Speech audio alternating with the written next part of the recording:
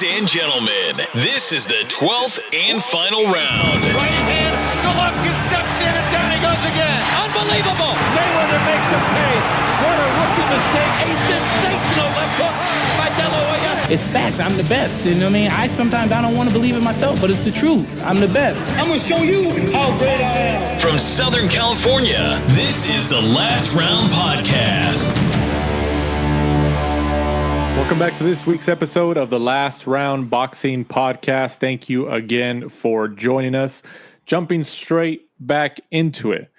I guess it's 2015 all over again, Mike. Floyd Mayweather and Manny Pacquiao announced their rematch to take place 11 years after their initial meeting in Las Vegas at the MGM Grand in 2015.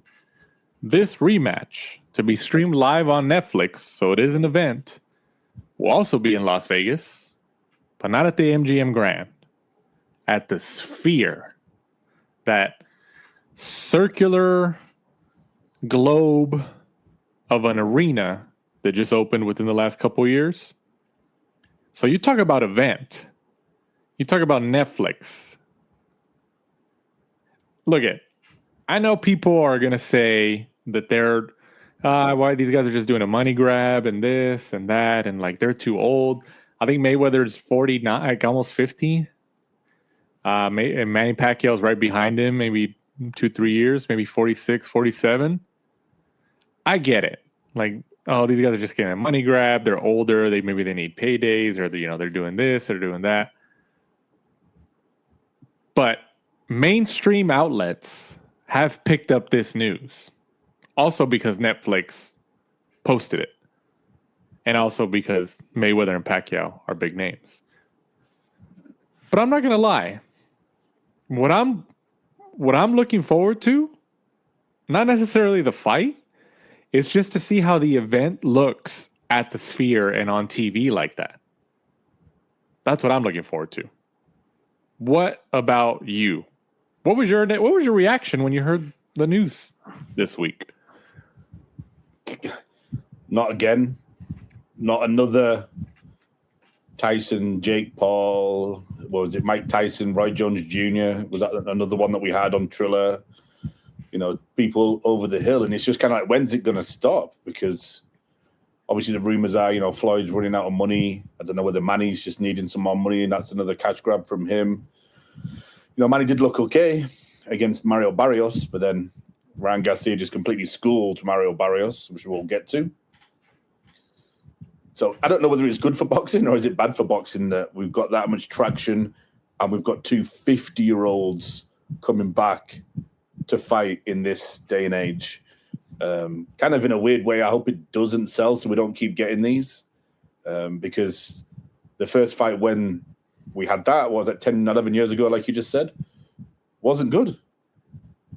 You know, and it was like $100 on pay-per-view. And obviously the numbers were astronomical because we'd all been looking forward to it, but it was 5 years too late then. So now it's 15 to 16 years too late. So yeah, that really was, I think that was it. I saw it on Twitter and I was just like, oh God, like not again, like not another one of these over the hill fights. But yeah, like you said, I'm guessing the 20,000 people that will probably attend and pay astronomical fees is what's the event going to look like? Because obviously we know that we've already had the UFC do a really good event there. So I'm sure it's gonna be something similar. Yeah. The 20,000 people who will purchase tickets to the Sphere Arena, I'm speculating, but I think there's a very good chance, a high probability, that a lot of them will just be intrigued to be in there just to see the first boxing fight in the Sphere, just to see what it looks like, you know? Because going forward in history, Floyd Mayweather and Manny Pacquiao, and mind you, this is a professional bout. So my understanding is that the Nevada State Athletic Commission already signed off on this. So the intrigue of what it would look like on all those television panels and those screens inside the Sphere and what it looks like on TV or on Netflix for that matter. I mean, think about it. People are going to tune in because of the nostalgia factor from 11 years ago. Mayweather, Pacquiao. And also because Netflix is in 300 million, almost 300 million homes. Like global. I don't know if it like globally or whatever it is. Mm-hmm. So it's not like you have to pay I mean, how much was the pay-per-view price in 2015? $100. It was the first $100 fight, right? Yeah, it was $100. I mean, there was some that was like $96.99 or whatever, but it was essentially $100 in 2015 to watch that fight. And for this secondary matchup on Netflix, what's the lowest tier right now for the Netflix subscription? Like $10 maybe? I think it's like 15 or something, or 25 if you want the ultra high definition or something crazy. Yeah. But like if you're just trying to get in lowest tier, yeah, probably around there, 10 to $12 maybe right now. Yeah. I mean, it used to be like 7, 6, whatever, but it's been adjusted and it goes up. So the access obviously is going to be high. And people will tune in just because, like, hey, it's on Netflix. Like, oh, I don't have to pay $100. And let me ask you this: when Mike Tyson and Jake Paul fought last year, Netflix reported that the figures of the streaming and everything. They said it was very significant, and also because a lot of people were just intrigued by Tyson. Like, hey, he's posting videos of him hitting the bag. He looks very good. Oh, I want to watch, the people from the 90s and stuff like that were intrigued to see, oh, I want to see Mike Tyson again. And then Jake Paul has the younger generation. So they're like, oh, I want to see Jake Paul. So it was a perfect storm. Does Mayweather Pacquiao get close to that or exceed that level of attention and possibly those streaming figures that Netflix had reported last year? No. So you think Jake Paul is the bigger event regardless? Mike Tyson, Jake Paul, yeah, because these two have already fought, and then you've got that Mike Tyson, like, oh my god, like I know he's 60, but the guy was a fucking animal, and if he just catches him with one punch, whereas the first fight between these two kind of sucked. And they're fighting each other again 10, 11 years later. Right. Yeah. I mean... And Tyson, so much bigger than Paul. Tyson was a professional boxer, world champion. Paul's a YouTuber turned boxer. So there's all that kind of like, ooh, what if? Like the McGregor and Mayweather thing. McGregor's a good striker in the UFC. Mayweather's the champion. Oh, but what happens if McGregor just catches him? If he just that one punch, a lucky punch? Right. No, yeah, exactly. I agree. I think the Mike Tyson, Jake Paul event overall will be, at least in terms of streaming figures, viewers, I think that one will hold its position as the highest one. But I do think that Mayweather-Pacquiao will be in second place behind that event. Let me ask you this. Will Mayweather-Pacquiao exceed the viewing figures of Canelo-Crawford? So Jake Paul, Mike Tyson drew a record-breaking 108 million live global viewers. But 65 concurrent streams.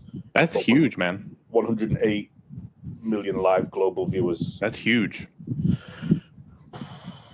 So, Canelo Crawford, does this Mayweather Manny Pacquiao rematch, whatever you want to call it, exceed the viewing figures for Canelo Crawford? So that's 41 million. Canelo Crawford was? Yeah. 41.4 million global views, according to. I think Mayweather Pacquiao exceeds that. Mayweather Pacquiao.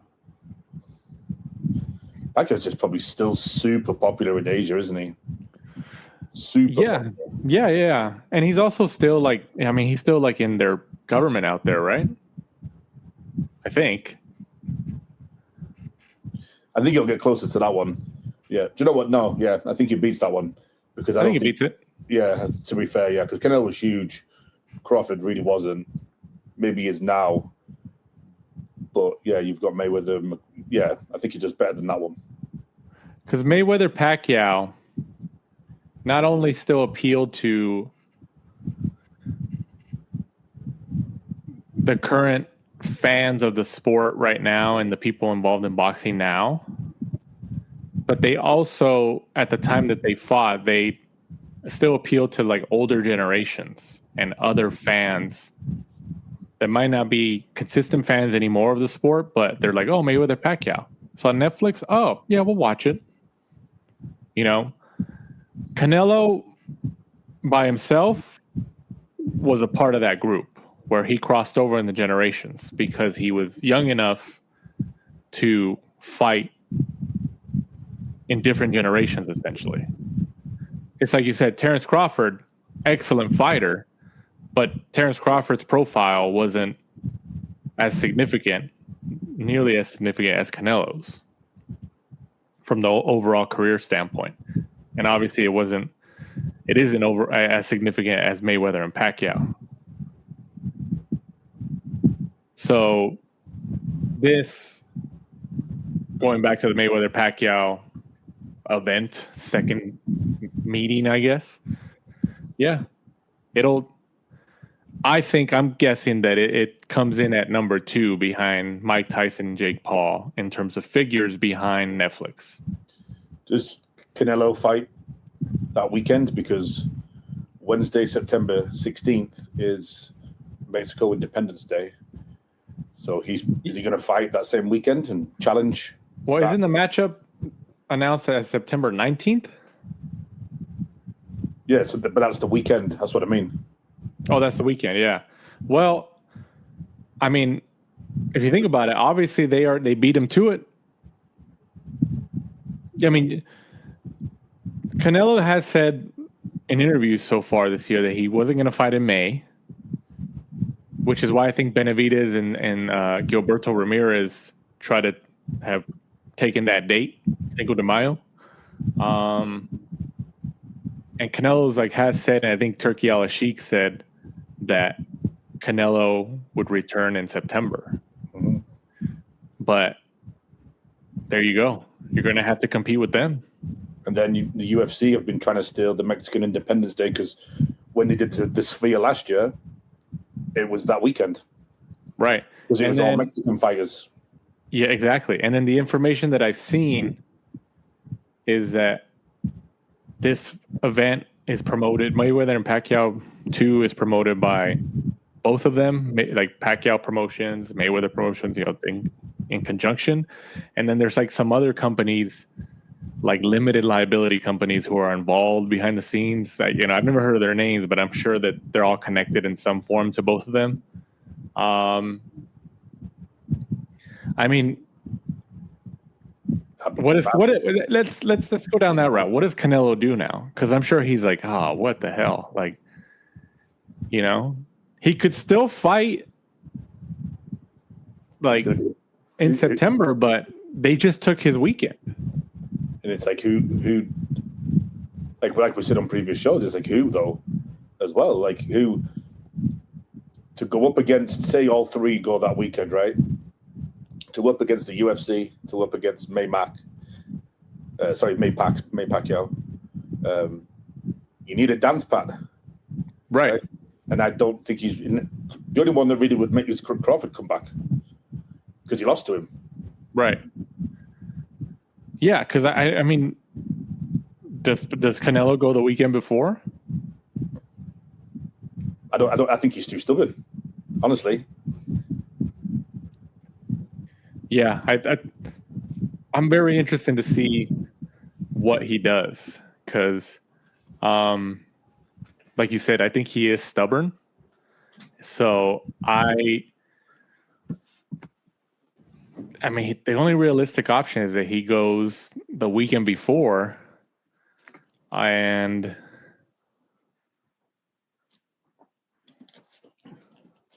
or he goes in August, or I don't know, man. I he's pissed. He's pissed off right now. Canelo Alvarez is, because it's not that they just created. It's not like they just scheduled and announced the event for September. They took the weekend, the Mexican Independence Day weekend, essentially. They took it from him. So I think he's scheduled. I did a quick Google. September 12th on that Riyadh season, Mexico against the world card. So okay. So we do have a preliminary date already. Yeah. If that date's correct. Okay. You know what? I could see that. That's why I said I was like, his only option is to go the weekend before. Yeah. Which I see it. I mean, yeah. He'll headline that card, Mexico against the world. And is that going to be in Mexico, or where is that going to be? Saudi, Riyadh. So it's going to be an afternoon card for us. Yeah, yeah. So, yeah, interesting. Maybe that's why Mayweather and Pacquiao was like, oh, well, he's not going to fight over here, so the United States audience isn't going to be there, so we'll take it.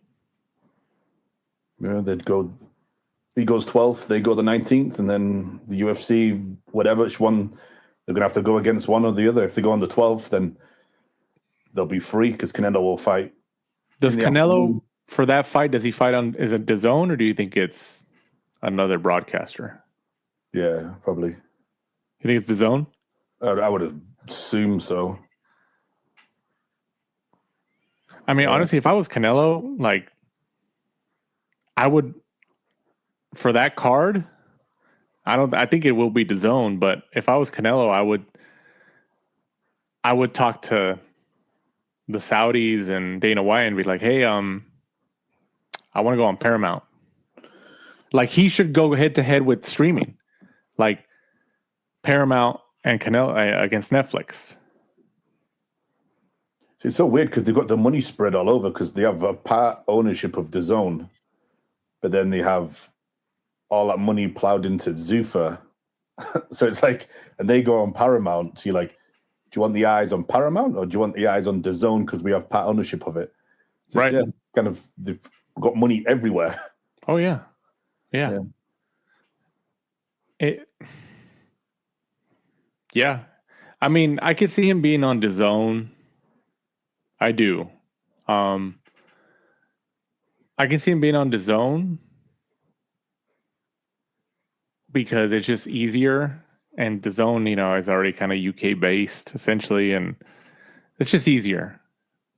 I feel like it's easier for the Saudis to have more authority and control over DAZN as a partner, as a broadcast partner, than it is for them to have influence over CBS Paramount. So I think it is on DAZN. But if Canelo can pull like, hey, I want this to be a Zuffa affiliated card and I want it to be on Paramount, I mean, that's the most formidable competition that you could give Netflix and Mayweather Pacquiao too, if that's how they're looking at it, But out of a few weeks. Yeah. And I am interested to see like who's on the undercard for Mayweather and Pacquiao. Like, who do they put on there? Pacquiao's son. Yeah. Pacquiao's gonna have people from his promotion, and then Mayweather, like, are they going to have bigger fighters? Let's take a bet right now. Is Badu Jack on that card or not?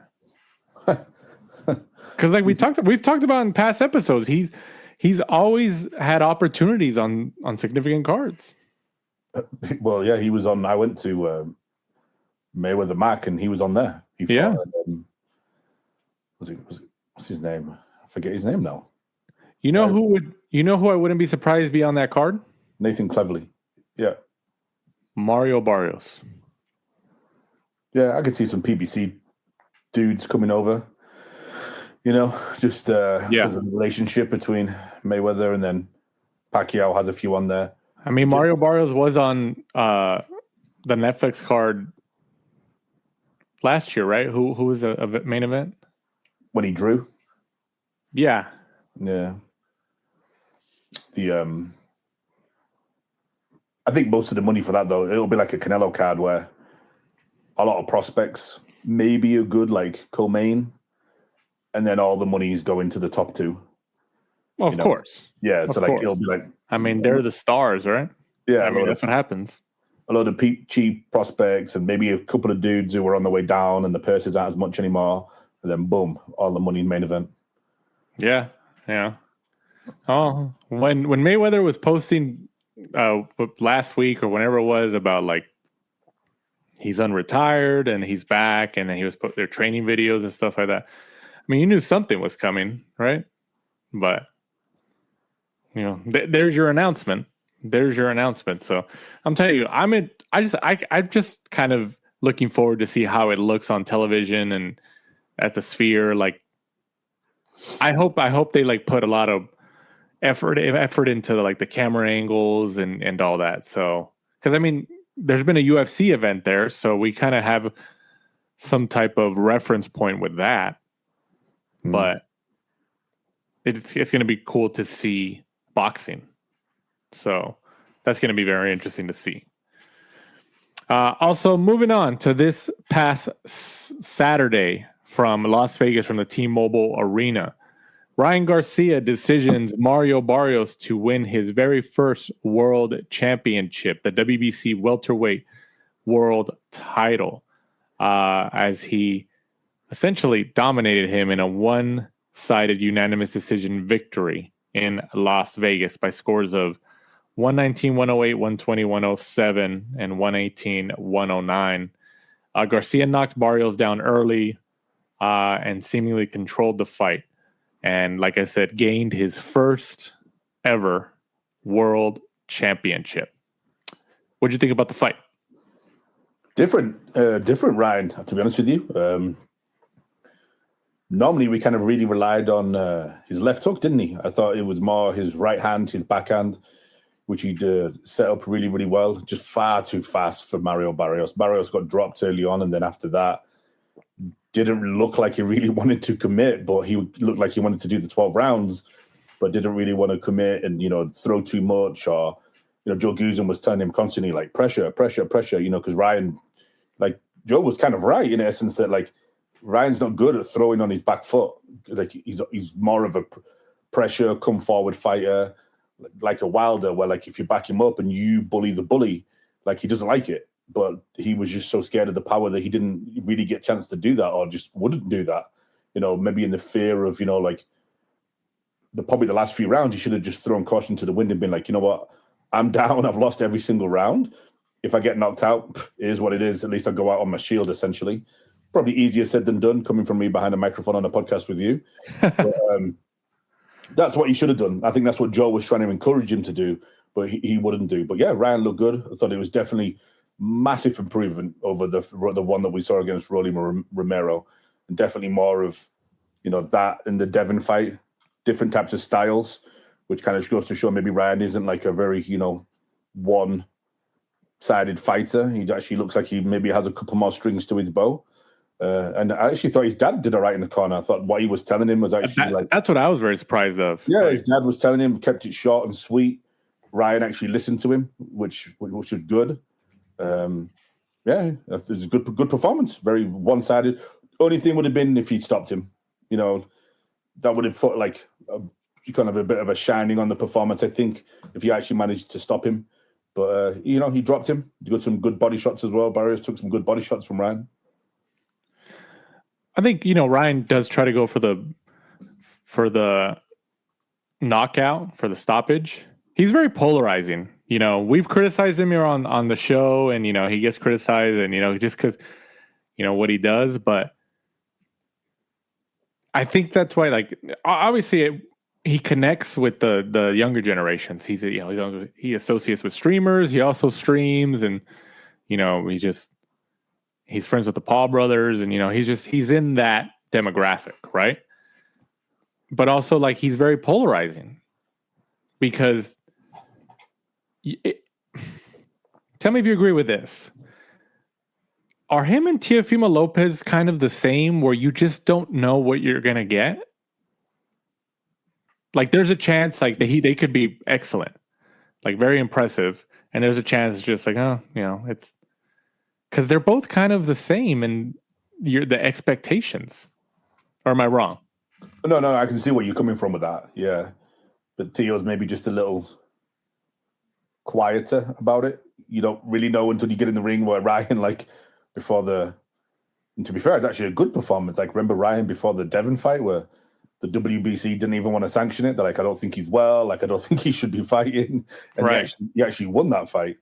Whereas against Rowley, he was quieter, but his performance was atrocious. Looks like maybe he just, I saw today someone posted like the weigh-in before Rowley and the weigh-in now, and I think they were trying to say he was juicing. But just looking at his body, he was so much tighter. You could see he'd been in the gym. He'd obviously taken it a lot more seriously this time around compared to Rowley, where it looks like he probably just made weight but rocked up out of a bar, and he'd been eating, and he's so much softer. So maybe he didn't train anywhere near enough for that fight. Yeah. Above all else, he got a world title finally. Yeah, I have to take that back. I think I always said that I didn't think he'd be a world champion, but in this day and age, if you're popular and you create money, that's your world title status right there. It's like, yeah, they're going to gift it to you, and like, he wasn't gifted this. He beat Barrios fair and square. No, he did, yeah. And Barrios, think about it. Barrios, he's been world champion for like the last 3 fights prior to this, and they were all draws. Was it 3 fights? How many fights in a row did he fight to a draw? I think he won it, and then he got 2 draws. 2 draws, right? Yeah. So, you got to give it to Barrios. He's still going to be around. Like I said a few minutes ago, I would put money on that he's on that Mayweather Pacquiao event in Vegas. He's on the undercard.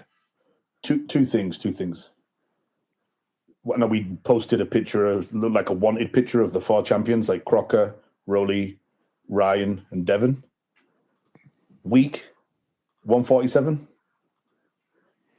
compared to a few years back when you had, like, not at the same time, but Crawford, Spence, Thurman. You think that crop would? Oh yeah, I think in terms of head to head, yeah, I think that crop from that time frame: Spence, Thurman, Porter, Pacquiao. Yeah, I think that crop, in terms of competition, demolishes this current crop. Yeah, yeah. If you're asking me, yeah. But it was just like, you could say that as the generations in the years past, right? We had that with the heavyweight division for how long? The Klitschko brothers were dominant. Yeah. And it wasn't until Fury came in, him and AJ, and they got significant wins over Vladimir Klitschko, and essentially... And Wilder. Remember, Wilder was champ for... Yeah. Like 10, 15, 20 fights or something? Yeah. So... it's just ups and downs, right? Peaks and valleys in the sport. Like, if you had to guess, or if you had to make an educated guess, what is the most significant division right now in the sport? Like, which one has the highest competitive level? Oh, if you're asking that, highest competitive level, heavyweight, no.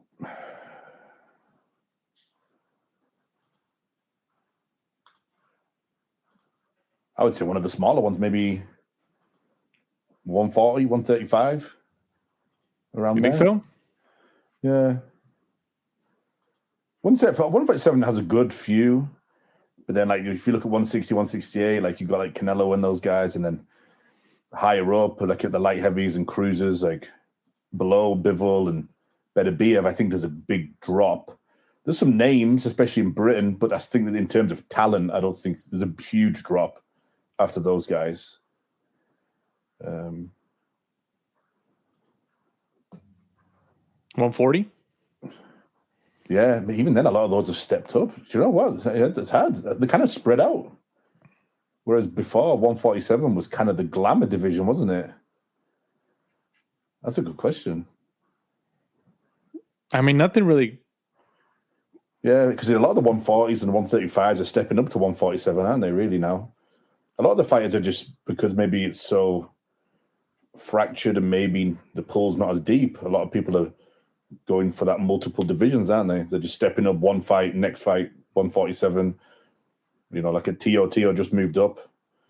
Shakur's been doing it and may do it again. Yeah. I mean, yeah. Because I when you were talking right now, I was trying to think of the fighters across all these divisions. Maybe 140 to 147 if you want to combine those two. Yeah, I would say around there is probably the good set of names and skill factors and yeah, it's a difficult one because you do get some 2, maybe 3 names, and then there's a big drop in a lot of the divisions. Going back to Ryan winning it, obviously, he called out Shakur after. Shakur was in the stands. I mean, you got to give it to Ryan, regardless. He's fought Tank. He's fought Haney. Fought Rolly. Now fought Barrios at 147. Beat him. He's a champion now. I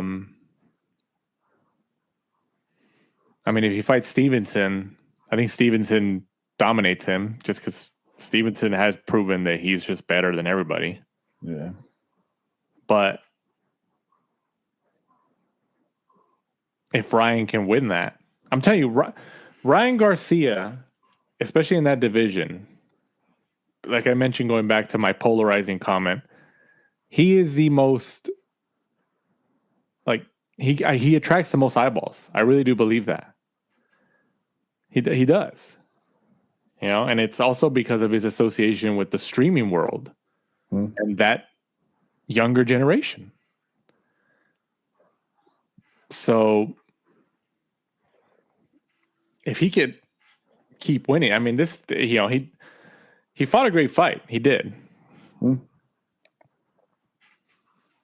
Because I thought, and Barrios was like, I think 4 inches taller than him. Like Barrios, he's listed at 6 feet. He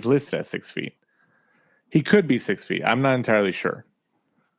When I covered the kickoff press conference in Hollywood last month, I don't know if he was 6 feet or not, but I'm not sure. But Ryan's listed, I think, at 5'8", and Barrios, as I mentioned, he's listed at like 6 feet. And I thought, and you know, Barrios also fought Thurman, right? They fought to that draw. Was it? Or did he beat Thurman for the title? So while you look that up, I expected more from Barrios. I really did. Especially training with Joe Goosen, which we haven't even mentioned. I thought it was his... He lost to Thurman back in 2022. Okay, so he lost to Thurman. But I thought Barrios, I expected more. Especially when he was with Joe Goosen now. And just because Barrios, in his last, 5-6 fights, he's been in there. Pacquiao too. He's been in there with Pacquiao. He's been in there with some significant competitions, some significant fighters. So I thought, he's seasoned, experienced. But no, he got dominated, man. And I didn't expect that. Do you think it's more... See, I don't even know. I mean, obviously we're just speculating, but I didn't expect him to lose a lopsided decision like that. No. I didn't expect that. I thought maybe 116, 112. I'm not saying that that's what I thought the score should have. That's what I thought the score was. But if you would have asked me prior to the fight, I would have said, maybe 116, 112 for Ryan if it goes to the cards. But I didn't. But I also thought that Barrios had a really legitimate chance to win. I didn't think he was going to get dominated, and he did. And maybe it was the speed. And I did see something about Ryan, because people were like, he's with his dad. His dad isn't proven and stuff like that. He got criticism for that. But I did see something about that.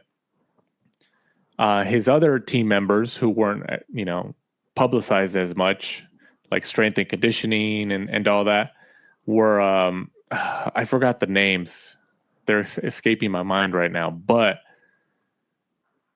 those guys were, I guess, very highly respected in the sport. And I'm trying to remember their names. I forgot. But so I saw some posts where people were giving credit to his team and saying, hey, people who are disregarding Ryan because of, he's training with his dad and all that, be like, I wouldn't go that far. I'd be like, he has some people on his team right now that are like, they're good. They've been around world champions and they've worked with some very high level guys. And I mean, obviously it helped. And, and do you think that, let me ask you this. We mentioned Shakur Stevenson, Ryan Garcia calling him out. I get it. I don't think he goes straight into that fight next because I think Golden Boy would want a in-between fight just to kind of make an event out of it and get some more money out of the event and, business-wise. But would you have him rematch Devin Haney first before fighting a Shakur Stevenson? Or would you want him to just go after Shakur Stevenson or give Shakur Stevenson a title shot, essentially? I mean, me personally, if I wanted him to keep the belt and promoted him as a world champion, I think he goes Conor Benn, smokes Conor Benn. Which we'll touch on a little bit later. And then I would go... I don't know if he wins it. You think he smokes Conor Benn, really? Oh, well, Conor Benn's not a good fighter. He's just been protected his whole time. I don't think he smokes Conor Benn, though. Really, you think Ryan dominates Conor Benn? I think he's taller, faster, more powerful. Oh, yeah. Ben's not really got a chin. He's never really fought anybody that hits. And then obviously when he was coming up, and he was stuck in a couple of hard fights when he was coming up through. He didn't do well, had that draw, then came back and beat the guy. But he's always fought people smaller than him, people aged, like Algieri, Chris Van Heerden. He's never won a British title, never won a European title, just been protected because of his last name. I do think as an observer, I would want to watch that fight. I mean, it makes Ryan even more popular in the UK. Obviously, like we're going to touch on, it's going to be hard because Conor just signed for Zuffa. But I think that, and then he can either take it before or after if he really wants to go for names. He can fight Conor Benn, then fight Shakur. Shakur beats him, though. But then he can fight Teo because they both lost to Shakur, and that's still available. Right. Or he can fight Teofimo before, then fight Shakur. That's a good fight, I think, Teofimo and Ryan. No, yeah. I would hope that he leaves Shakur Stevenson for the end. if he keeps winning. But then because I would want him, like you said, I would want him to fight in no particular order. Conor Benn, Devin Haney, Teofimo Lopez. And assuming Ryan can get through all three of them, you leave Shakur Stevenson for the end. Just because we know Stevenson's talented and he's a huge favorite. Like, he's probably the most talented one out of our entire group in terms of, like, you put him in there to fight, your money's on Stevenson. Like, we just know that. He's a very good fighter. He's a high-level IQ fighter. But if you're looking to maximize the entertainment and the business side of the sport, you have Ryan defend that title, or at least make matchups with all the other guys and rematch Devin Haney again before Stevenson. Especially if you're Golden Boy, because whenever, obviously, he says he's out of contract, Oscar says he's not. I'm pretty sure that if you win a world title, I'm sure there's an extension written into the contract. And so you would want to maximize as much money as you can, because I'm sure after that, he's probably going to be like a Canelo and, oh, you're going to give me 10 million? I'll sign for you for this fight. You're going to give me 8 million? I'll sign for you for the second fight. He's just going to sell himself after that. So I'm sure they want to milk him as much as they can until he leaves Golden Boy and goes elsewhere. Well, you touching on that, him free agency after this fight, he said, like, on an interview that he was sort of a free agent when they asked him about it. He said that. He said, sort of a free agent, where he kind of thinks, like, maybe, but I'm not really sure. And then they asked Oscar about it, I think, in some interviews, and he said, no, like, we still have control. And so I'm not sure. I'm not sure. So and then Ryan at the post fight press conference said, like, him and Golden Boy are cool. He still loves them and stuff like that. But I mean, like I said, he's very up and down. And obviously he was very happy because he won. So he's like, oh yeah, I love Golden Boy. But it's like, well, if you would have lost, would you have said that? Exactly. It's like, you're very up and down. But he won. He beat Barrios. He dominated him and decisioned him. And I think he proved a lot of doubters wrong. He did. But it's like I mentioned a few minutes ago. He's polarizing because you don't know what you're going to get. You don't know what you're going to get. And I think, do you think that Ryan's a more well-known and popular fighter than Teofimo Lopez? Yes. Like you said, he does all the streaming, and he was big on Instagram due to his, hitting that, was it Fierce? Is that what he calls it? The Fierce reflex bag or something? Something like that, yeah. Yeah, I'm pretty sure he was famous before that. So Teofimo, I would imagine, is more of your... Like, I've had people at work ask me, oh, did you see the Ryan fight? And very rarely, or if ever, do I get, did you see the fight? We've talked about that in the past, right? Where the measuring stick is if people outside of the hardcore fan base of the sport, when they start asking you about a fighter or about an event, it's crossed over. Yep. And they ask about Ryan. They do ask about Ryan. So, I mean, and there's very few, right? There's very few. There's Canelo. There's Ryan. Davis to an extent. Fury. Jake Paul now. Jesse Vargas, the new generation. I wonder where he's at. He's still, I think, running for Congress. I mean, he tried to, right? Because he still seems like he's still like a younger guy, I think. So I don't know. He wasn't bad as a pundit. No, I always thought he was very good as a pundit, like as a commentary team.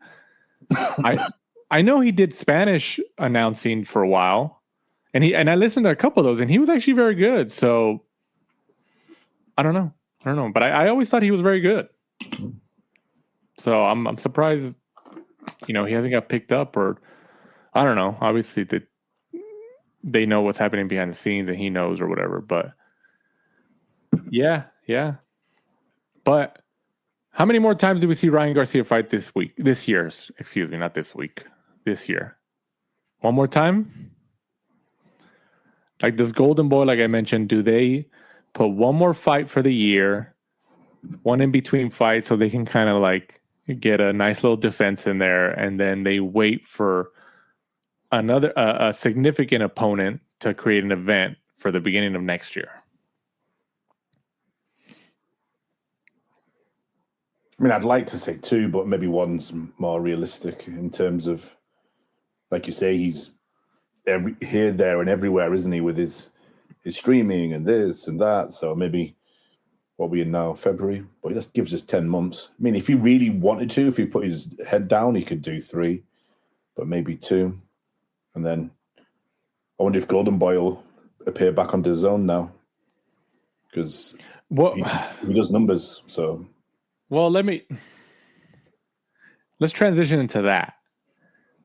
A quick update about the Virgil Ortiz and Golden Boy lawsuit. In the lawsuit, I guess we'll probably hear something this week from the judge, maybe like a final ruling, but at least as of this recording, hasn't been a rendered decision yet.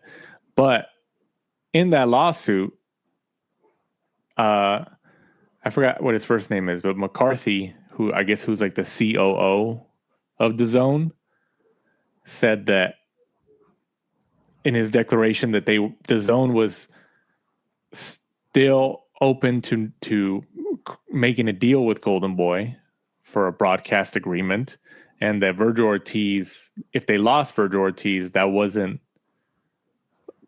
like critical to the negotiation or something like that.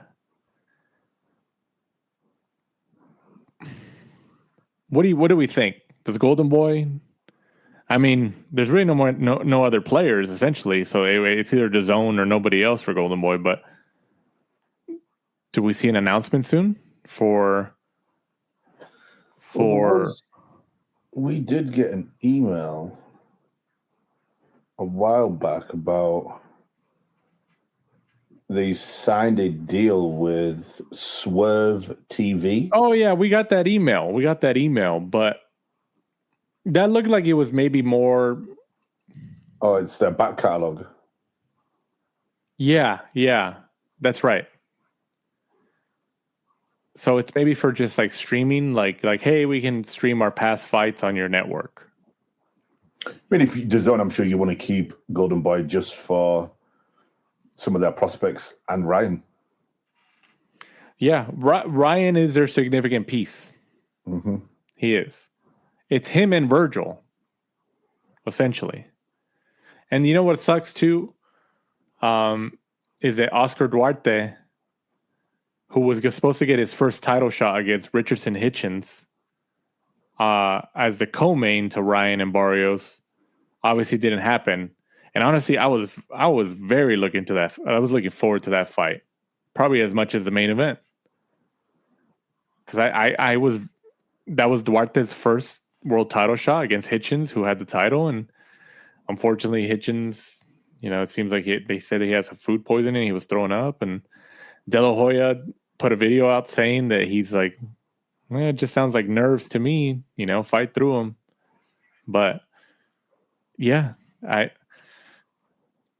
this whole DAZN Golden Boy situation is insane, because it's like, who has the leverage? Does DAZN have the leverage or Golden Boy? It's DAZN, right? Because they're the one going to pay the bill. Yeah. They're the only player left. Yeah. That's insane, man. That is insane. But, it is what it is. And also this past Sunday, a rare Sunday card, if you look at it like that. Claressa Shields retains her undisputed heavyweight title. Did she retain him or did she win him? Retained some, won some. Yeah, so it was like a unification, right? Yeah. As she defeated Franchon Crews-Dezurn by unanimous decision in Detroit, Michigan. which was a rematch. They had previously met. Shields had won the first matchup and now wins the second matchup as well. There was some scuffling and some situations happening prior to the fight at the lead up and all that. But, in the ring, they seemed like they got along and all that. So, it is what it is. Seems like it was okay after. We've talked about this before, but Shields is she's an Olympian, and ever since she's turned pro, she has proven, regardless of the competition in female boxing, she has proven that nobody can beat her.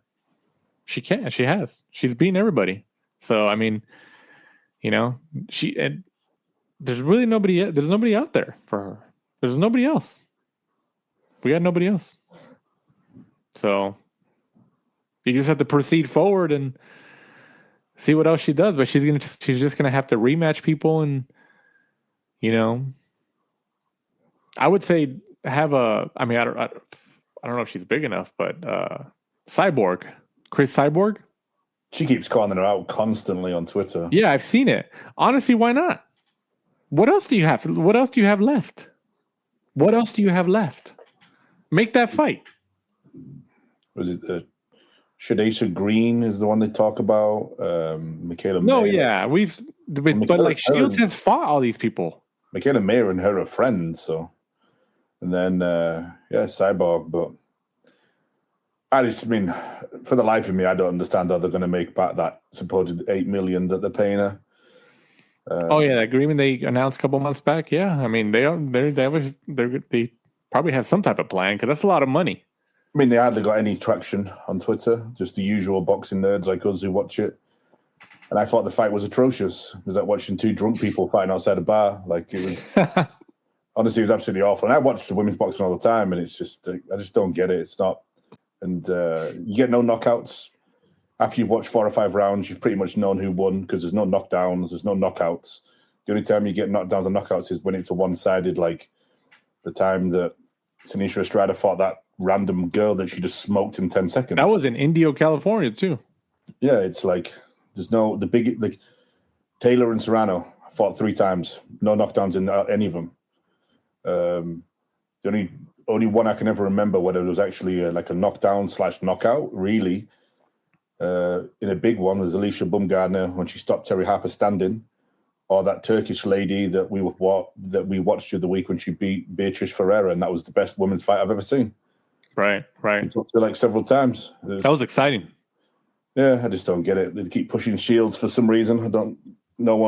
If I'm being honest, it's terrible to watch. The technique is absolutely awful. I mean, she has literally just exhausted all her opponents. Like, no, I get it. It's not. I mean, what he's playing. Yeah. It's like if you're like nobody else. The problem is as well is they're not like honest about it. Like the girls that she fights, some of them aren't even full-time fighters. If you go on like half the people that she fights, like Facebooks and stuff like that, they work in gyms. One of them was like a caregiver at like a care home.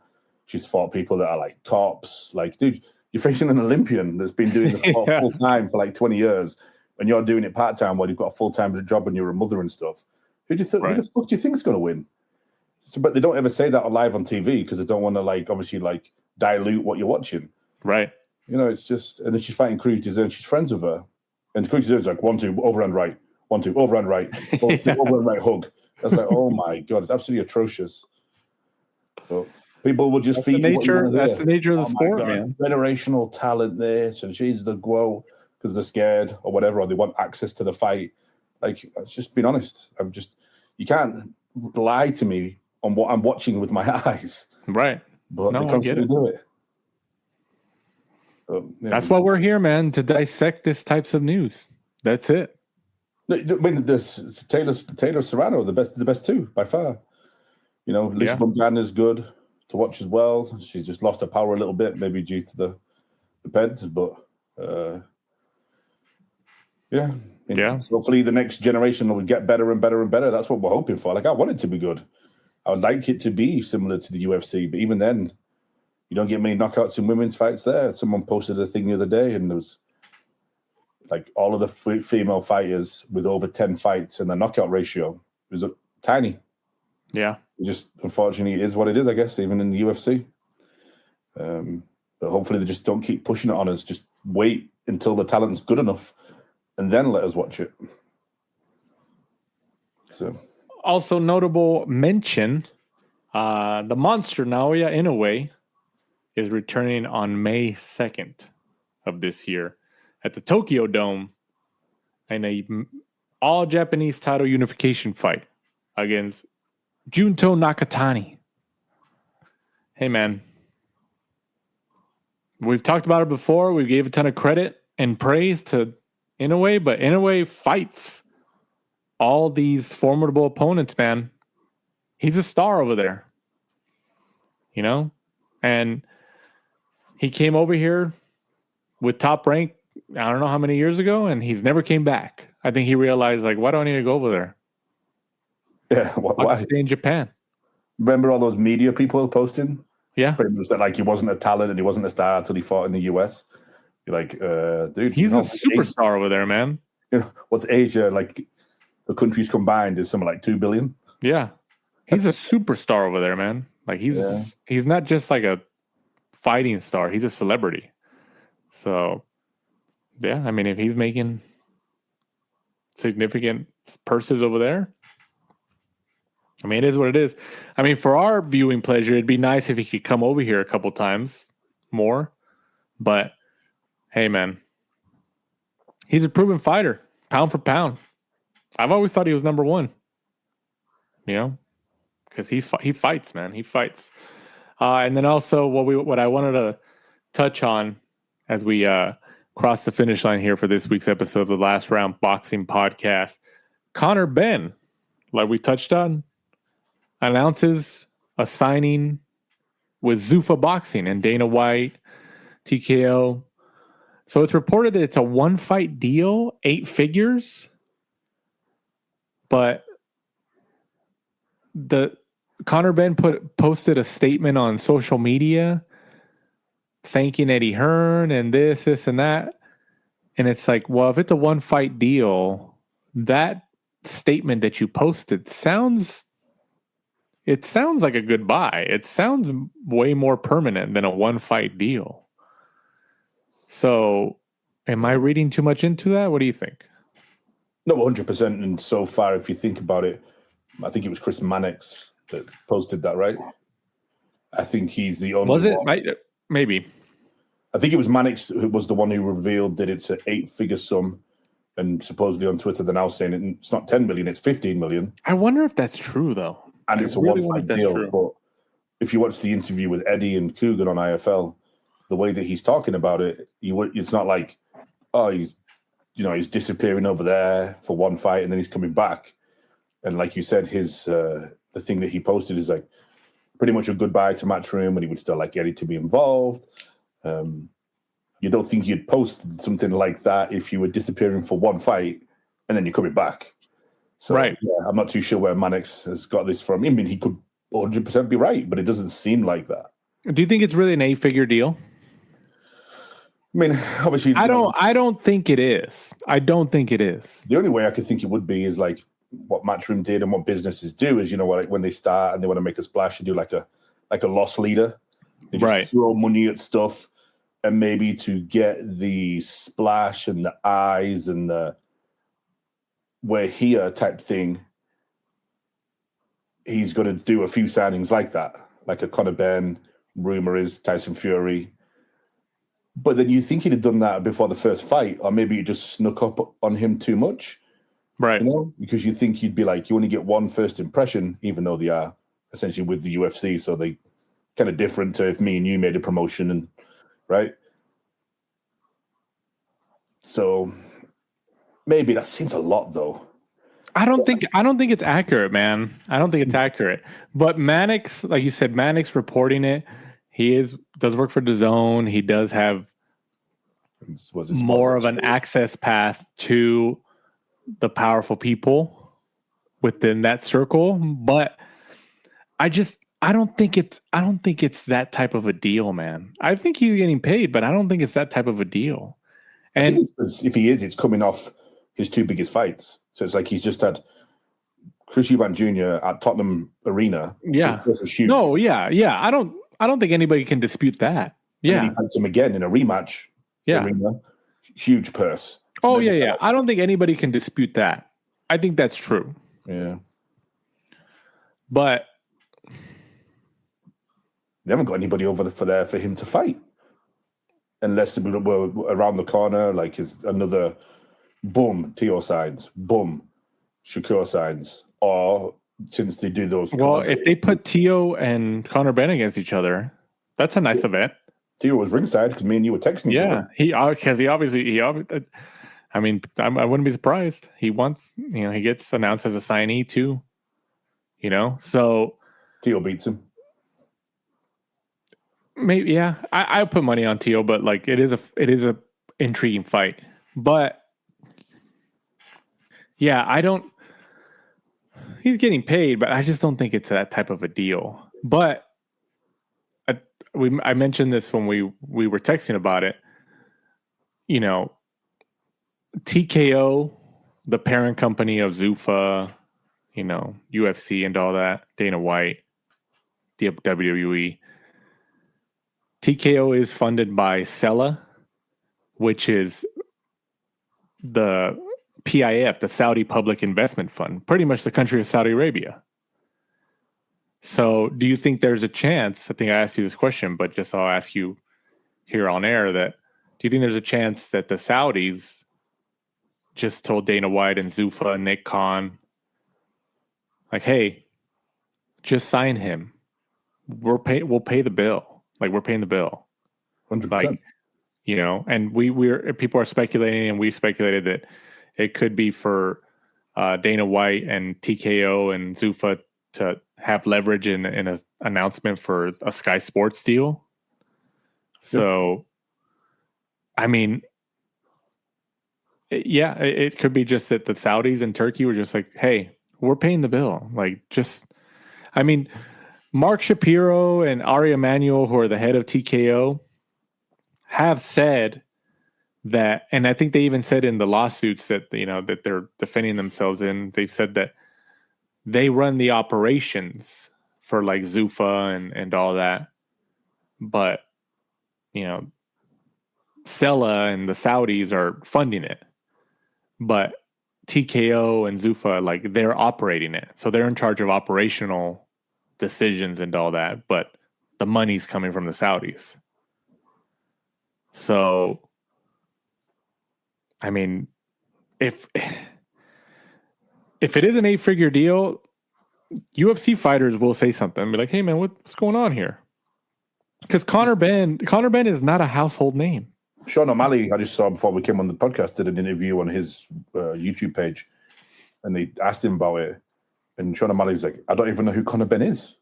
Yeah. We know who Conor Benn is, obviously, because we're dialed in here into the sport. But he's right. Like, it's not like he's a Canelo. It's the star power. And UFC fighters will, do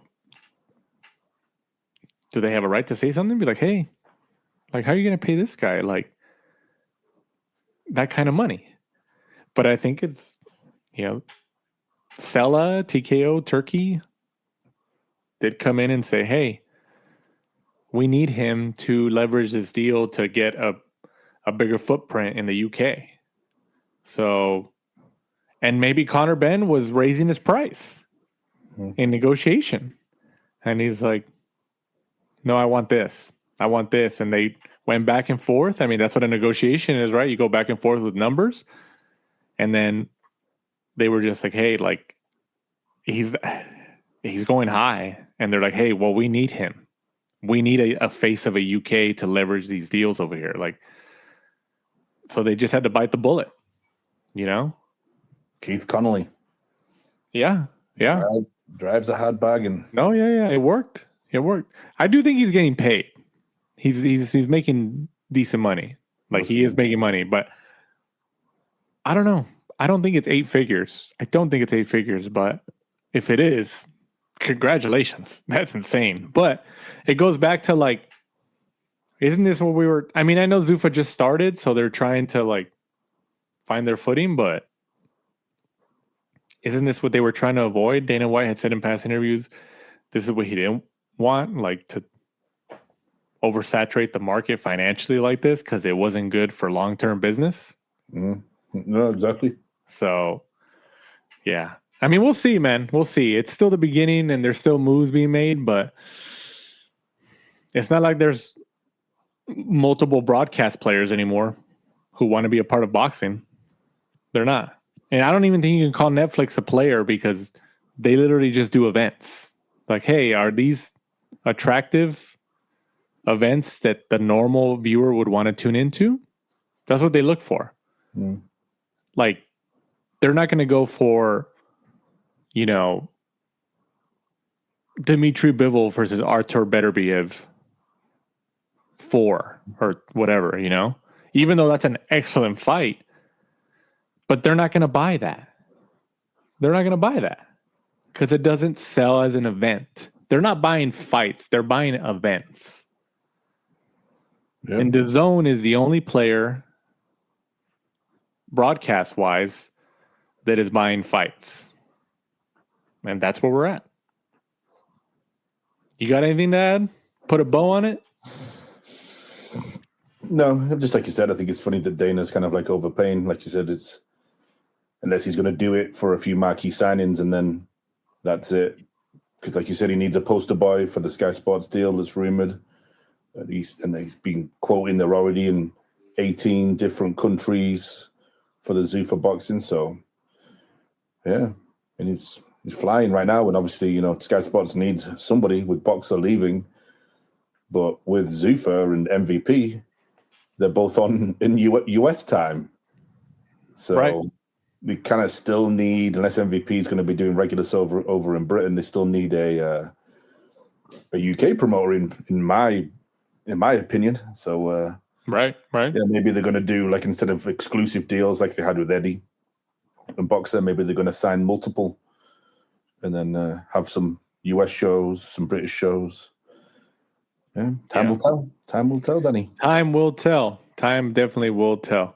But once again, guys, we appreciate you guys listening to this week's episode of the Last Round Boxing Podcast. Thank you again for listening and tuning in. Don't forget to subscribe on our YouTube channel, youtube.com/the Last Round Boxing Podcast. Like the episodes, share the episodes, comment, but most of all, subscribe. It helps us obviously rise in the rankings, increase our footprint. Obviously, YouTube is very significant, like we all know. And obviously, the bigger footprint we have, the bigger the guests we can get. So, and it's free. You can click that button, subscribe, and it's free. It doesn't cost you anything. Click the thumbs up. Help us out on these episodes. We really appreciate it. But before we sign off, once again, Mike, go ahead and let them know where they can find us and follow us. I mean, if they want to pay, I can send you my Cash App and my Venmo. Oh, we're getting there. We're getting there in 2026. We're coming. We're coming with that. Maybe. We're at The Last Round 12 on Instagram and Twitter. And be sure to join us next week. We'll have a guest. Yeah, we're coming. We are coming. So for my co-host, Michael Shepard, I'm Danny Z. This is The Last Round. Thanks for supporting and listening to the show. Follow us at The Last Round 12 on social media. Rate, review, and subscribe. This is The Last Round Podcast.